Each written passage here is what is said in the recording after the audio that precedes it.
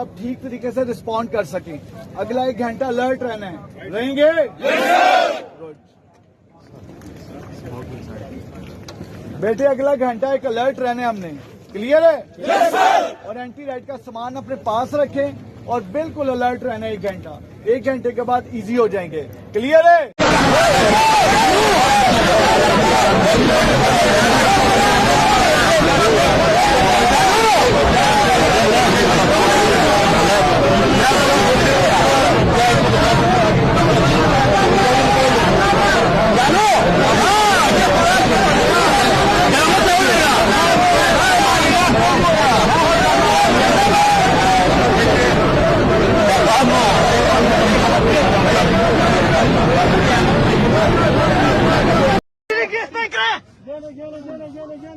भाई जल्दी जिस पंखा चल गया मेरे पास है और मुझे नमक खा ले मेरे लेफ्ट। ओह माय गॉड, मेरे नमक लेफ्ट हैंड पे नमक है।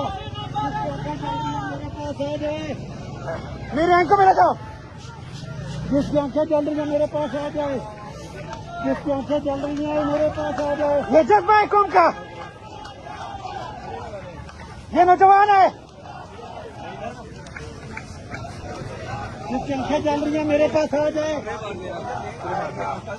ओ मेरे भाई दांतों से और स्प्रे कर रहे हैं ये तो मेरे पास है। कोई इमरजेंसी नहीं, फर्स्ट एड का पूरा सामान है बैग। किसी को